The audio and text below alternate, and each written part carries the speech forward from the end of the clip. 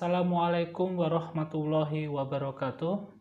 Selamat datang kembali di mata kuliah Hukum Internasional ya.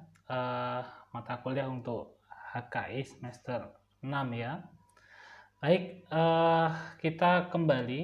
Nah, ini adalah pertemuan pertama kita di bulan puasa kemungkinan ya, karena saya mengambil rekamannya ini hari Minggu. Rencananya kan kalau seumpama tidak keliru, hari Senin besok kita sudah menjalankan puasa. Jadi saya sampaikan selamat menjalankan puasa bagi yang menjalankan ya. Kalau seumpama perempuan sedang masa-masa tidak bisa menjalankan ya, silahkan kemudian bisa disambil untuk makan dan juga minum ya selama perkuliahan. Bagi teman-teman yang menjalankan, saya harapkan tetap fokus, dikarenakan mata kuliah hukum internasional ini tetap akan berjalan normal seperti biasanya ya. Mungkin masalah waktu akan ada pengurangan, tapi dikarenakan ini online, teman-teman juga sudah terbiasa untuk mengalami perkuliahan dengan durasi yang tidak terlalu lama. Karena itulah kemudian perkuliahan di era puasa dan tidak puasa ini tidak akan ada perbedaan ya. Waktunya kemungkinan akan sama, tapi saya akan memberikan toleransi kemungkinan bagi teman-teman, seumpama kemudian nantinya ada pertanyaan tidak usah menggunakan VN ya. Jadi hemat suara saja, bisa kemudian chat via WA, ataukah kemudian kalau memang mau via VN saya persilahkan, ataukah kemudian mau langsung ngobrol via phone juga saya akan berikan kesempatan. Baik, kita langsung masuk ke perkuliahan. Minggu kemarin dan minggu-minggu sebelumnya kita sudah membahas tentang hukum internasional ya, mulai dari definisi, sifat, dan lain-lain. Hari ini kita akan membahas salah satu bagian penting ya. Kita akan mengkaji tentang subjek hukum internasional ya. Saya masih ingat sekitar beberapa minggu yang lalu, mungkin pertemuan pertama atau pertemuan kedua, ada yang bertanya kepada saya dalam grup ya, Mas, kira-kira apakah orang itu termasuk subjek hukum internasional? Ya, pada waktu itu saya memberikan penjelasan yang cukup singkat, tapi hari ini kita akan bahas itu jauh lebih mendalam. Sebenarnya apa sajakah yang termasuk dalam kategori subjek hukum internasional? Ya, tentu saja ini bukan kemudian bukan kemudian menjadi satu-satunya kebenaran ya. Kalau kemudian ternyata ada subjek hukum internasional yang lain, bisa jadi mungkin ada kekurangan, nanti bisa disampaikan dan bisa didiskusikan via grup. Baik, saya masuk dulu ke istilah dan pengertian subjek hukum internasional. Ya, kalau kita bicara subjek hukum, teman-teman tentu saja sudah mengetahui bahwa subjek hukum dalam konteks hukum di Indonesia, bukan hukum di Indonesia saja mungkin, tapi kalau lebih spesifik mungkin sistem hukum di Indonesia, kita mengenal ada dua subjek hukum, yaitu orang dan juga badan hukum ya. Kalau orang itu dikenal dengan naturalistic person, kalau badan hukum itu reh person ya. Kalau dalam sistem hukum di Indonesia, ya kalau orang sudah clear ya, siapapun itu sepanjang dia kemudian bergerak dan juga mempunyai akal dan pikiran, mempunyai nama, maka dia adalah subjek hukum ya. Kalau kemudian badan hukum, dalam konteks hukum di Indonesia, ini ada badan hukum publik dan ada badan hukum privat. Kalau badan hukum publik, itu ada badan hukum yang mana kemudian dia dimiliki oleh publik dan kebijakan-kebijakan yang dikeluarkan itu berdampak secara langsung kepada masyarakat. Saya contohkan adalah BPK ya, Badan Pemeriksa Keuangan ya. Ketika Badan Pemeriksa Keuangan ini mengeluarkan suatu kebijakan, ya maka kemudian dampaknya itu kepada masyarakat secara keseluruhan. Nah, itulah yang dikenal dengan badan hukum publik dalam sistem hukum di Indonesia. Ada juga kemudian kementerian ya, kementerian apapun. Nah, ada juga kemudian KPK contohnya ya, KPK, kepolisian dan juga kejaksaan. Itu adalah contoh-contoh badan hukum publik. Karena itulah kemudian dia dimiliki oleh masyarakat dan juga kebijakan-kebijakan yang dia keluarkan berdampak secara langsung pada masyarakat keseluruhan.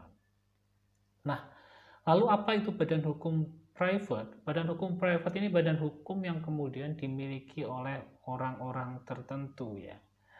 Saya contohkan perseroan terbatas ya.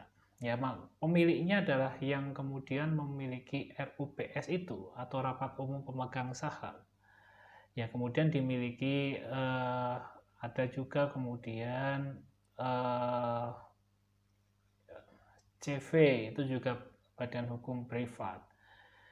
Kemudian menjadi pertanyaan bagi kita semua, kira-kira kalau partai politik itu badan hukum publik atau badan hukum privat? Ya kalau seumpama berbicara secara keperdataan ya, itu bisa saja kemudian badan hukum privat. Kenapa?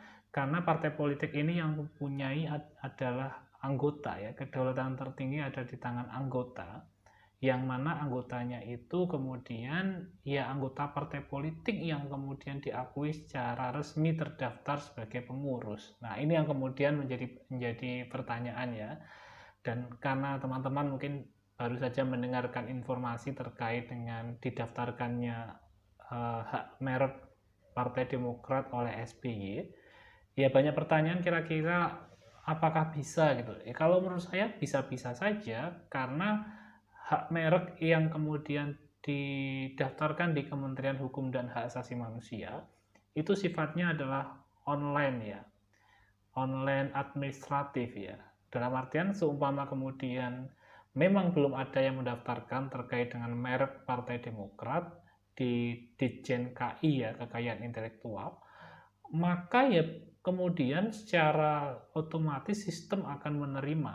Nah, masalah kemudian apakah ada kemiripan dengan logo dan tanda gambar dari merek yang lain, itu biasanya dikaji oleh tim persepsi, tim persamaan persepsi untuk melihat apakah ada kemiripan ataukah tidak ya. Tapi itu dalam kasus Partai Demokrat ya, karena kita bicara hukum internasional, kita kesampingkan terlebih dahulu kasus itu, kita bicara terkait dengan subjek hukum internasional. Nah, kalau dalam konteks hukum internasional ya,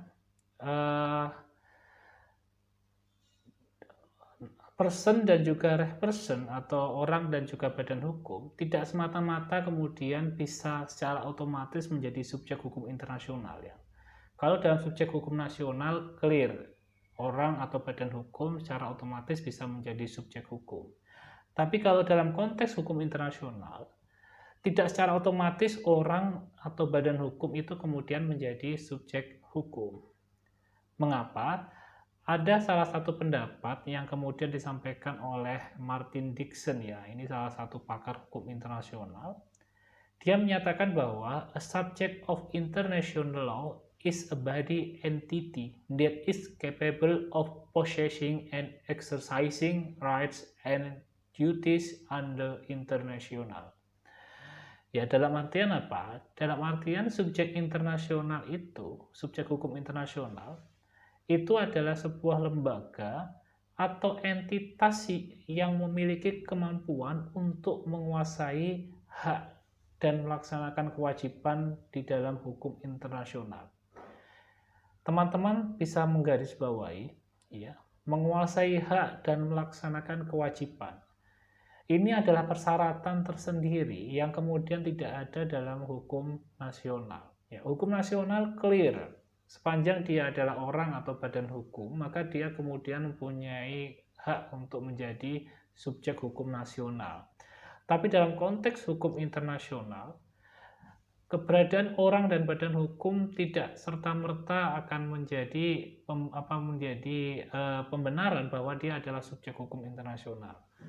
Yang dimaksud dalam subjek hukum internasional, selain orang atau badan hukum, dia juga harus menguasai hak dan juga melaksanakan kewajiban di dalam hukum internasional.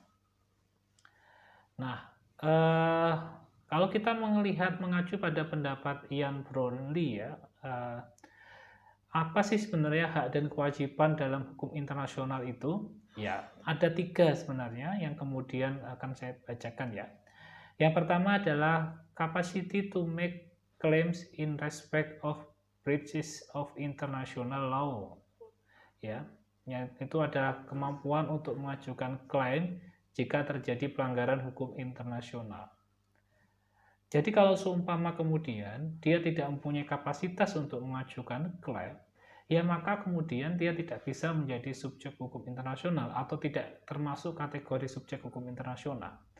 Saya contohkan kemudian IAIN Tulungagung gitu ya contohnya. Dia kemudian mengajukan gugatan ke gugatan ke PBB gitu ya, ke ICC International Criminal Court terkait dengan pelanggaran hak asasi manusia. Ia tidak mempunyai capacity to make claims in respect of breaches of international law. Tidak ada kapasitas untuk kemudian mengajukan klaim terhadap pelanggaran hukum internasional. Ya, hanya ada beberapa lembaga tertentu saja yang punya kapasitas. Kalau kemudian dia tidak punya kapasitas, maka dia tidak masuk dalam kategori subjek hukum internasional. Yang kedua adalah capacity to make treaties and agreements valid on the international plan. Ya, kemampuan untuk membuat perjanjian internasional. Nah, kalau seumpama dia memang tidak mempunyai kapasitas untuk membuat perjanjian internasional, ya maka kemudian dia tidak bisa menjadi subjek. Saya contohkan ya,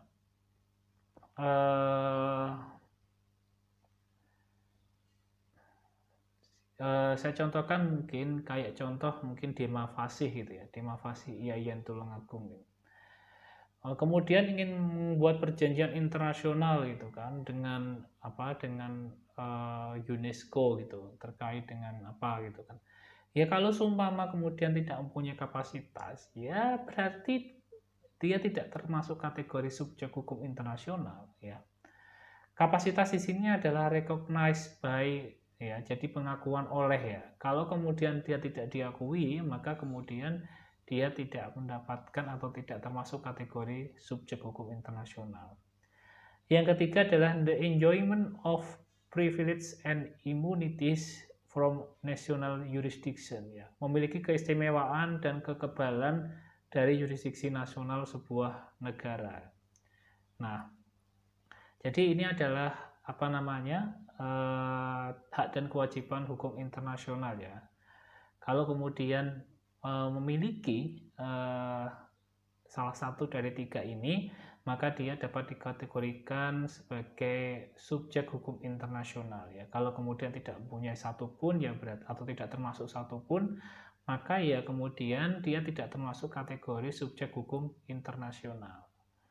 Nah, oke, kita masuk ke konsep subjek hukum internasional ya. Ya, kalau kita mengacu pada pada fakta ya.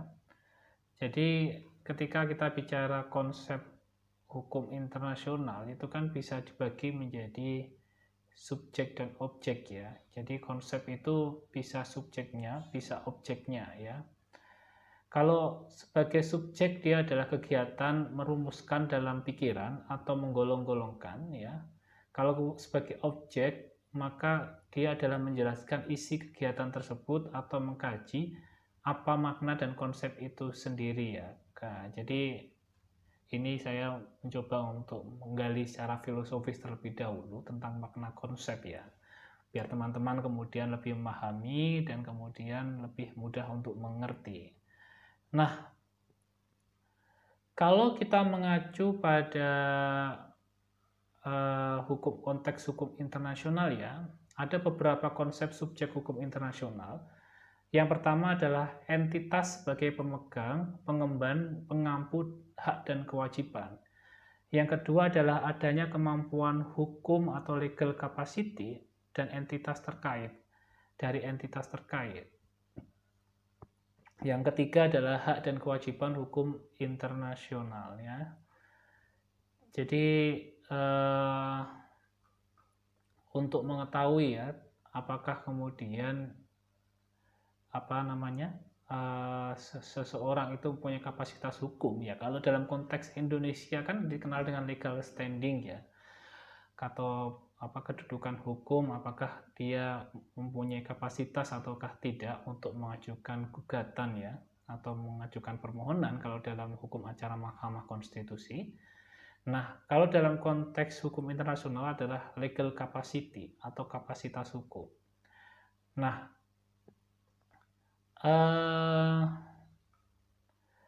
kapasitas hukum ini dibagi menjadi dua ya. Kalau dalam konteks hukum internasional ada full legal capacity, kapasitas hukum yang secara penuh ya. Kemudian full legal personality ya, personalitas hukum penuh. Nah, jadi ada juga kemudian ini limited legal personality, personalitas hukum terbatas ya. Nah, tapi kita akan bahas secara lebih mendalam nanti ya. Nah, kita lanjutkan ke jenis-jenis subjek hukum internasional ya. Ya, jadi tadi teman-teman sudah saya sampaikan bahwa kemudian subjek hukum internasional ini harus memenuhi beberapa karakteristik ya. Contohnya ada kapasitas hukum atau pengakuan, kemudian mempunyai kapasitas untuk melakukan perjanjian internasional. Nah, sekarang kita lihat jenis-jenis subjek hukum internasional ya. Kalau kita mengacu pada jenis-jenis subjek hukum, ini dapat dikategorikan menjadi dua ya. Yang pertama legal actor atau negara, kemudian non-legal actor ya, non-state actor ya, aktor negara, kemudian non-state actor, aktor bukan negara ya. Mohon maaf tadi saya mungkin ini mau bulan puasa jadi kurang fokus ya. Baik, ada beberapa subjek hukum internasional. Yang pertama adalah state atau negara, kedua adalah tahta suci atau the Holy Emperor, yang ketiga adalah organisasi internasional atau international organization, yang keempat adalah Palang Merah Internasional atau International Committee of the Red Cross, yang kelima adalah kaum pemberontak atau insurgents ya, insurgents, yang keenam adalah individu atau individual, yang ketujuh perusahaan multinasional atau dikenal dengan multinational corporation atau transnational corporation, yang kedelapan adalah organisasi non pemerintah atau NGO, non governmental organization ya. Kita bahas satu persatu ya. Yang pertama adalah negara atau state ya. Ya, kalau seumpama kemudian kita bicara negara, kita tidak bisa lepas dari konvensi Montevideo ya, yang Montevideo, yang mana kemudian mengkategorisasikan atau memberikan gambaran tentang apa itu sebenarnya negara ya. Kalau teman-teman baca konvensi Montevideo, di situ disebutkan bahwa negara mempunyai beberapa ciri dan karakteristik ya, yang teman-teman mungkin sudah pelajari dari semester 1, bahwa ada wilayah, ada penduduk, ada kemudian pemerintah yang berdaulat, dan terakhir adalah pengakuan dari negara yang lain ya. Nah, itu adalah syarat-syarat berdirinya suatu negara. Nah, sepanjang kemudian syarat-syarat itu tidak terpenuhi salah satu saja, maka dia kemudian tidak bisa dikategorikan sebagai negara ya. Ketika kemudian dia tidak bisa dikategorikan sebagai negara, maka secara hukum ya, secara hukum internasional, dia tidak mempunyai kapasitas untuk menjadi subjek internasional dalam kategori negara ya. Tentu saja kemungkinan bisa dia menjadi subjek hukum internasional di kategori yang lain, tapi untuk kategori negara dia tidak bisa menjadi subjek hukum internasional. Nah, tapi dalam konteks negara ini mempunyai beberapa macam ya kategori ya. Ada negara kesatuan seperti Indonesia dengan pemerintah tertinggi adalah pemerintah pusat, kemudian pemerintah daerah itu menjadi wilayah-wilayah subordinatnya ya, atau wilayah-wilayah bawahannya. Kemudian ada negara federal ya. Negara federal ini berbeda dengan negara kesatuan, di mana relasi antara pemerintah pusat dan pemerintah daerah ini relasi yang bersifat egalitarian, ya. Kalau kemudian negara kesatuan, itu pemerintah pusat adalah pimpinan tertinggi, kemudian pemerintah daerah adalah kekuasaan subordinasinya. Tapi di pemerintahan federal, antara pemerintah pusat dan pemerintah daerah ini bersifat sejajar. Saya contohkan adalah di negara Amerika Serikat. Ya.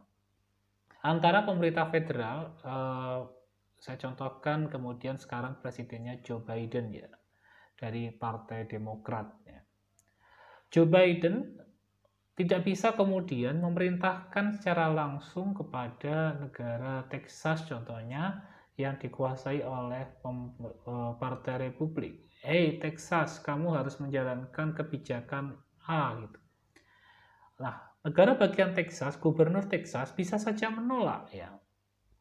Karena relasi antara pemerintah pusat dan pemerintah daerah dalam konteks di negara Amerika itu adalah negara bagian.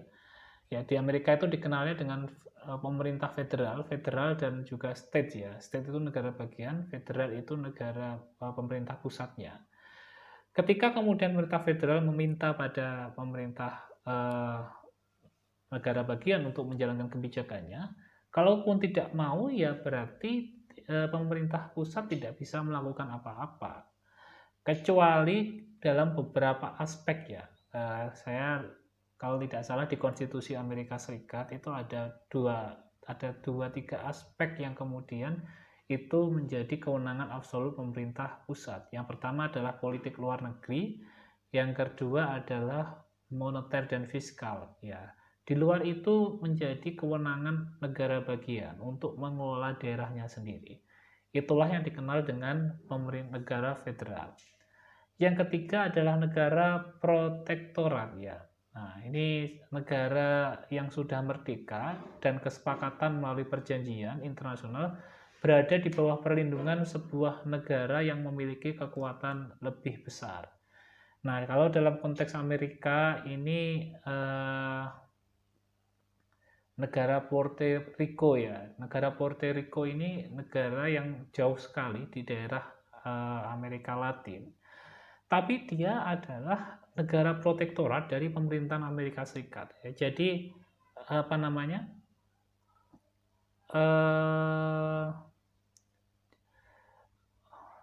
Presidennya adalah Joe Biden ya, presidennya Amerika. Tapi dia adalah negara yang terpisah jauh sekali. Jadi antara Puerto Rico dengan Amerika Serikat ini nyebrang negara Meksiko terlebih dahulu ya. Ibaratnya pemerintah Indonesia ini punya wilayah di daerah Thailand gitu ya. Ini melewati Malaysia, Singapura dan juga beberapa negara yang lain terlebih dahulu, baru kemudian itu masuk ke wilayah protektoratnya. Nah, ini yang kemudian dikenal dengan negara protektorat ya. Jadi dia sudah merdeka tapi dia masih menginduk ke negara lain ya, walaupun kemudian dia sudah mengelola sendiri negara pemerintahannya.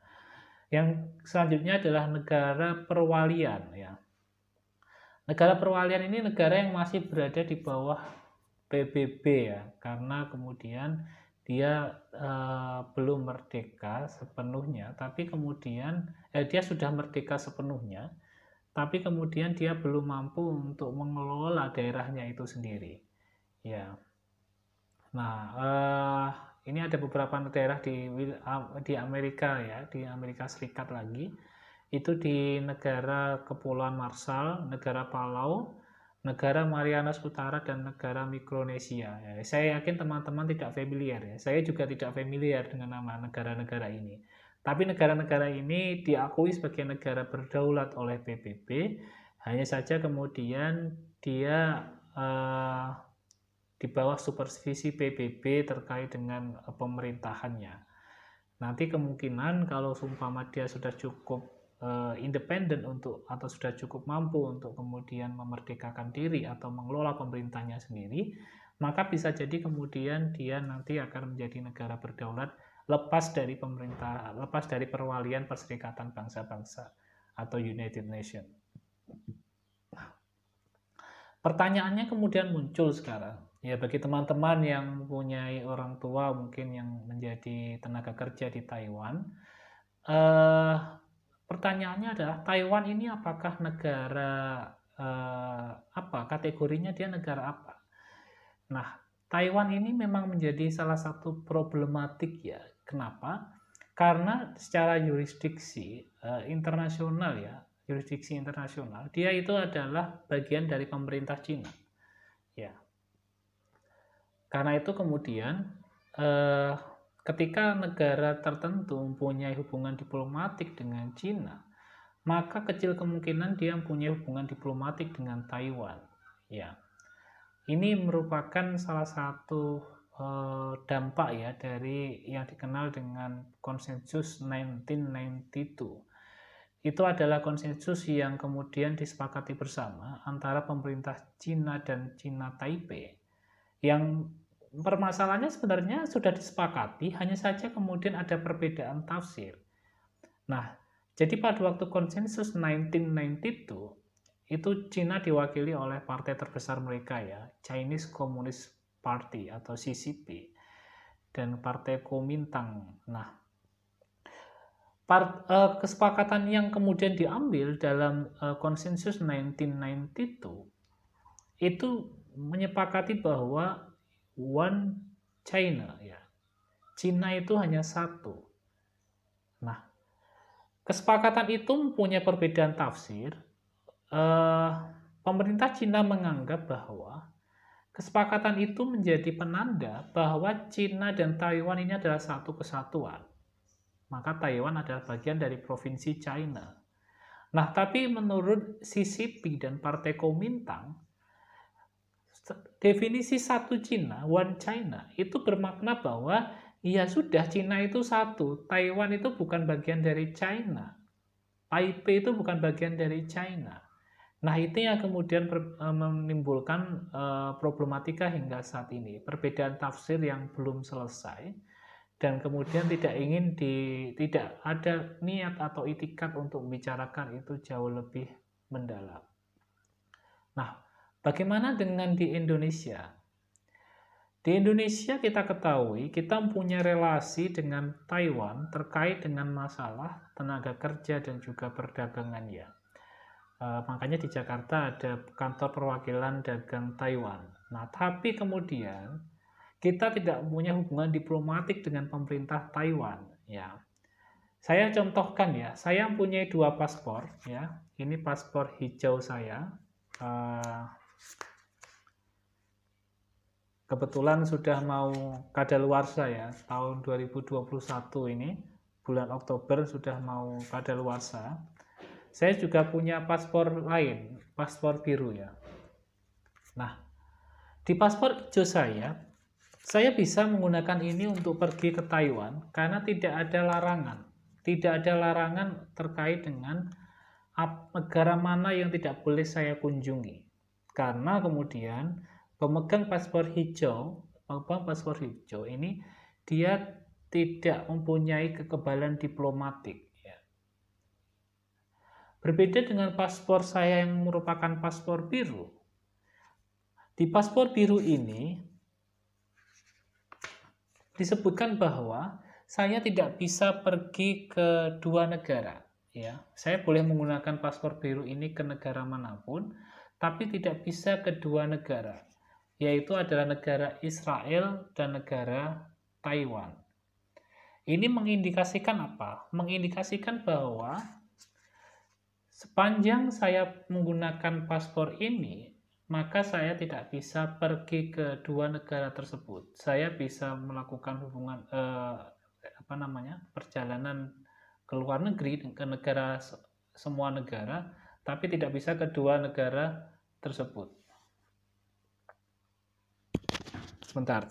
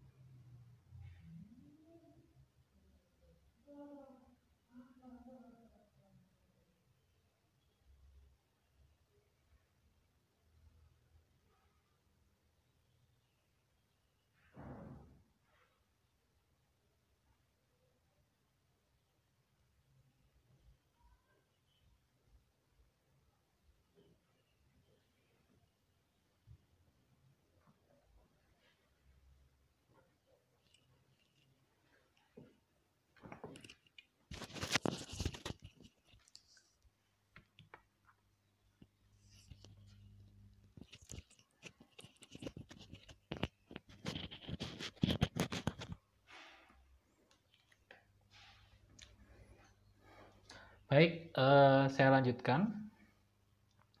Oleh karena yang selanjutnya adalah tahta suci ya, atau the Holy Emperor ya. Ya kalau kita mengacu pada fakta ya, saya kebetulan pernah ke Italia dan saya sempat main ke Vatikan. Di situ memang Vatikan ini adalah negara yang kemudian berdaulat, tapi dia bukan merupakan negara. Ya, jadi dia semacam apa ya? eh, saya kurang tahu ya seperti apa. Tapi gini, di tata suci ini dia merupakan wilayah yang kemudian diakui sebagai yurisdiksi yang bersifat independen. Dia bisa mengelola wilayahnya sendiri. Akan tapi kemudian dia tidak dikategorisasikan sebagai sebuah negara yang sama seperti negara yang seperti kategori negara dalam konvensi Montevideo. Saya juga kemudian sempat melihat ada kantor kedutaan besar Vatikan ya di Indonesia, kedutaan besar Indonesia di Vatikan. Ya, jadi memang kemudian ini merupakan bentuk pengakuan hubungan diplomatik antara pemerintah Indonesia dengan pemerintah Vatikan. Ya, ini penyebabnya kalau kita mengacu pada sejarah ya, ini disebabkan oleh ada perbedaan persepsi ya antara pemerintah Italia dengan pemerintah Vatikan ya, yang kemudian berujung pada sebuah perjanjian yang dikenal dengan Lateran Treaty ya, perjanjian Lateran, yang menyatakan bahwa pemerintah Italia mengakui kedaulatan atau yurisdiksi tahta suci Vatikan. Ya, kemudian pemerintah Italia juga secara apa namanya? Secara keamanan tetap menjamin tata suci dan kemudian mengakui perlindungan dari tata suci yang kemudian yang lucunya di sini ya. Wilayah Vatikan ini penegak hukumnya itu bukan polisi dari Roma atau polisia kalau dalam bahasa Italia, tapi adalah Swiss Guardian atau penjaga Swiss ya. Jadi negara Swiss ini mengirimkan orang-orangnya untuk kemudian dia berjaga di wilayah-wilayah gereja Vatikan. Ya, jadi ini memang agak lucu. Jadi ini saya membayangkan memang sepertinya tata suci dalam konteks di wilayah Vatikan ini dimiliki oleh semua umat Katolik di seluruh dunia. Jadi beberapa pemerintahannya itu dipegang atau dihandle oleh negara-negara tertentu. Seperti untuk penjaganya itu dari negara Swiss. Kemudian beberapa wilayah petugas-petugasnya terkait dengan masalah-masalah administrasi ini dari negara-negara tertentu. Ya, saya sebenarnya membayangkan ya kalau konsep ini diterapkan di rumah besar umat Islam di Mekah dan Madinah mungkin akan menjadi sesuatu yang sangat luar biasa. Karena kalau kita mengacu pada fakta yang terjadi sekarang, rumah besar umat Islam Al-Haramain ya, dua masjid yang kemudian sangat ternama yaitu Masjidil Haram dan Masjid Nabawi ini dikuasai oleh pemerintah Arab Saudi. Yang kemudian tentu saja yang mendapat keuntungan sangat besar adalah pemerintah Arab Saudi. Bayangkan teman-teman, ketika pemerintah Indonesia harus selalu promosikan tempat wisatanya ke negara lain dengan slogan-slogan Wonderful Indonesia. Malaysia juga kemudian seringkali mempromosikan tempat wisatanya dengan Malaysia Truly Asia. Tapi pemerintah Arab Saudi tidak perlu kemudian mempromosikan tempat wisatanya. Ya, kenapa? Karena dua tempat suci tersebut secara otomatis akan pasti didatangi oleh masyarakat-masyarakat. Jadi ada hal yang kemudian sedikit membedakan antara pengelolaan tempat suci di agama Katolik dengan di agama Islam. Oke, yang selanjutnya adalah organisasi internasional atau international organization ya. Ya, jadi kalau kita mengacu pada Bowles Law of International Institution ya, jadi yang dimaksud dalam organisasi internasional ini harus mempunyai beberapa karakter ya, atau punya beberapa ciri. Yang pertama adalah its membership must be composed of states and or other international organization ya. Jadi anggotanya itu harus terdiri dari negara atau beberapa negara ya. Saya contohkan kalau seumpama kemudian anggotanya cuma Indonesia saja, ya kemudian tidak dapat dikategorikan sebagai organisasi internasional. Yang kedua adalah it must be established by treaty or other instrument governed by international law such as in resolution adopted in international conference.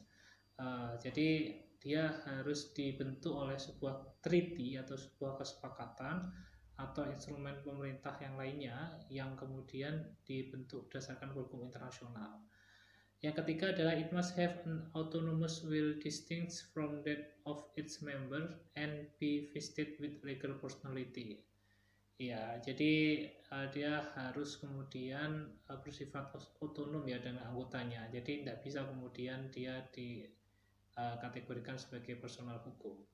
Yang keempat adalah it must be capable of adopting norms ya. Jadi dia harus mampu untuk mengadopsi norma ya. Jadi kalau mengacu pada sejumlah karakteristik ini, tentu saja banyak sekali yang kita kenal dengan organisasi internasional seperti WHO, World Health Organization, yang sangat terkenal di era corona ya, karena seringkali mengeluarkan statement dan juga tata cara protokol kesehatan dalam penanggulangan wabah pandemi COVID-19. Ada juga kemudian terkait dengan buruh, kita kenal ILO ya, International Labour Organization ya, yang merupakan organisasi PBB yang fokus pada perserikatan buruh. Ada juga kemudian UNESCO ya, United Nation United Nation Education for Community Education and Culture atau kalau tidak salah ya. Nanti bisa dicari apa yang dimaksud dengan beberapa organisasi internasional tersebut. Nah, yang selanjutnya adalah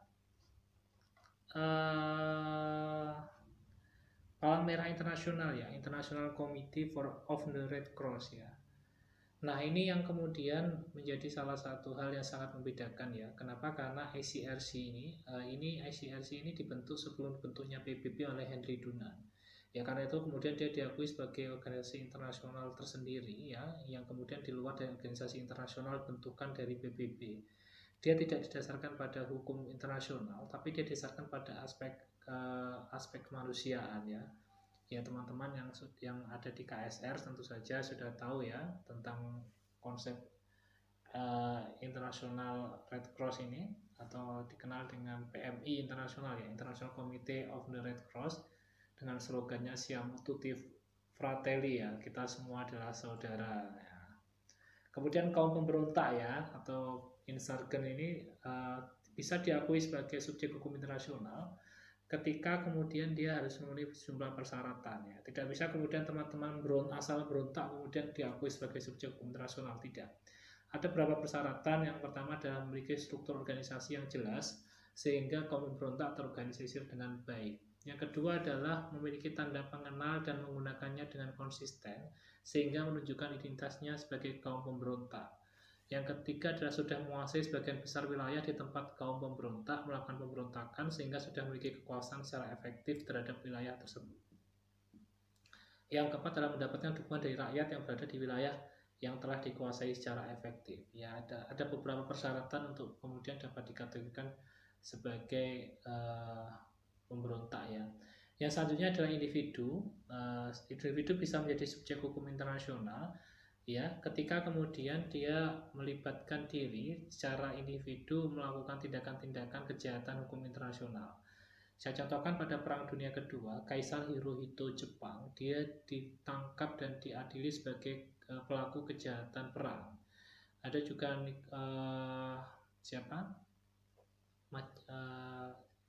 di Italia Machiavelli atau siapa, saya mohon maaf lupa. Lalu kemudian di Jerman ada Adolf Hitler, itu juga diadili terkait dengan pelaku kejahatan perang. Jadi subjek hukum internasional bisa saja kemudian orang, tapi ketika itu dia mempunyai peran yang cukup vital dalam melakukan tindakan-tindakan kejahatan.